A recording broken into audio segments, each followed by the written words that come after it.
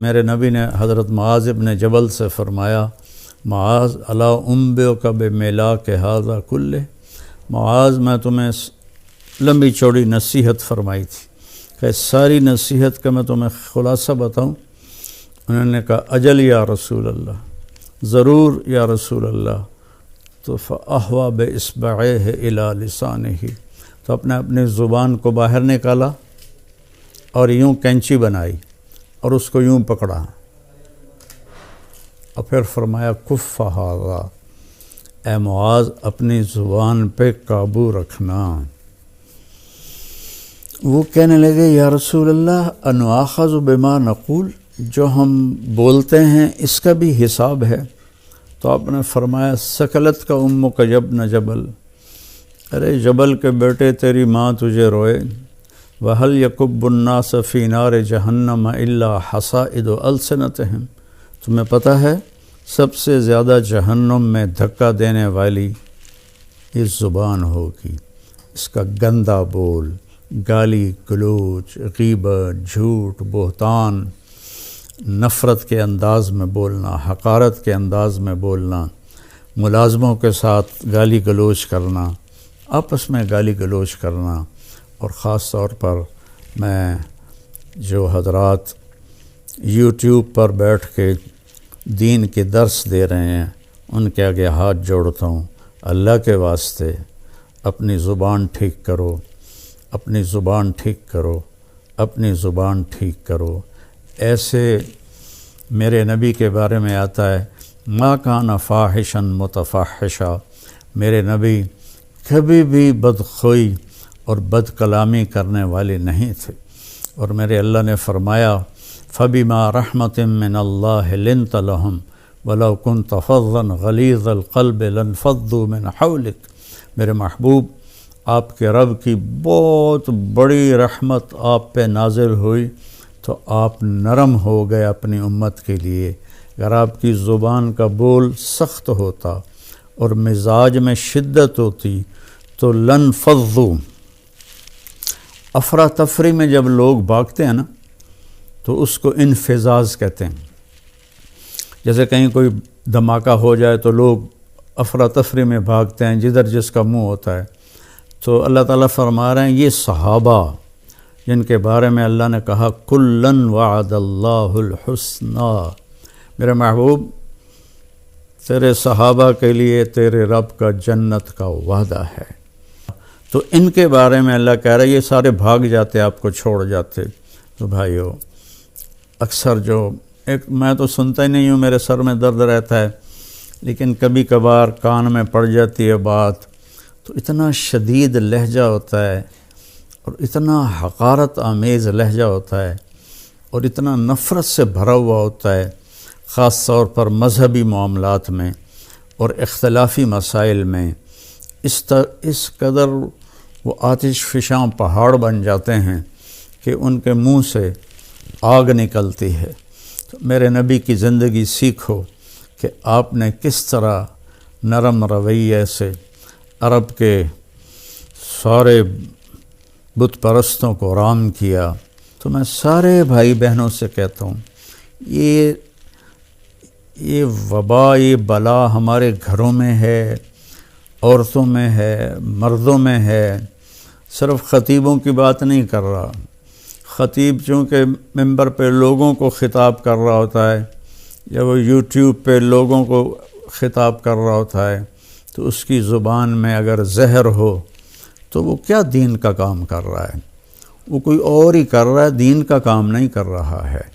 میرے نبی نے، میرے اللہ نے فرعون کے پاس موسیٰ علیہ السلام کو بھیجا۔ فرعون سے بڑا مجرم شاید ہی کوئی ہو جس نے کہا انا ربکم الاعلیٰ، تو اللہ نے دونوں بھائیوں سے فرمایا فقولا لہ قولا لینا، کہ موسیٰ ہارون فرعون کے ساتھ نرم لہجے میں بات کرنا۔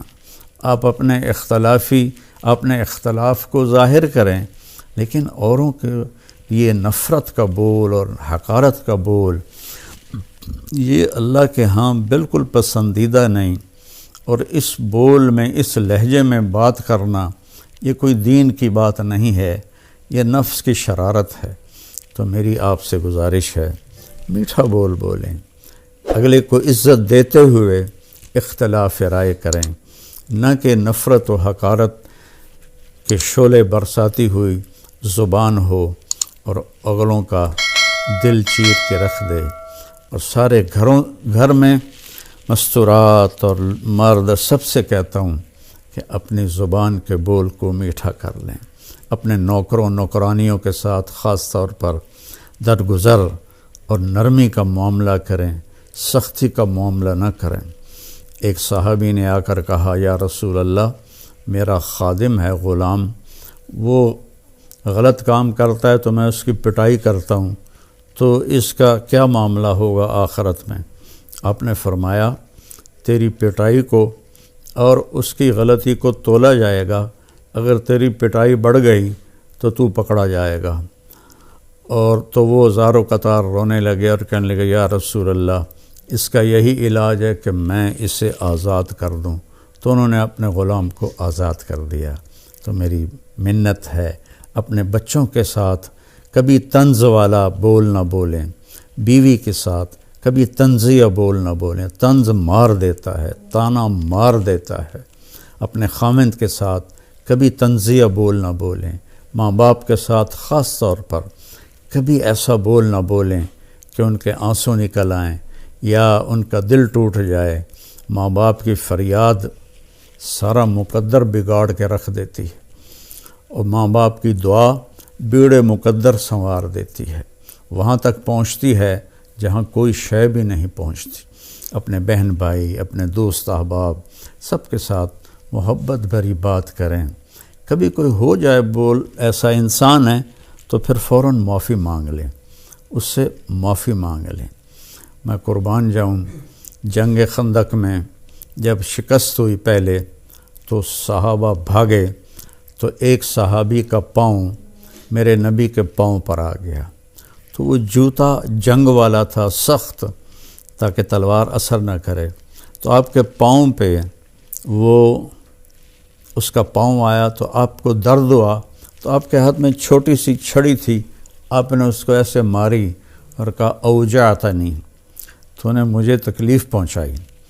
چھوٹی سی چھڑی، انہوں نے زرہ پہنی ہوئی ہے، زرہ پر تو تلوار اثر نہیں کرتی، اس چھڑی نے کیا اثر کرنا تھا۔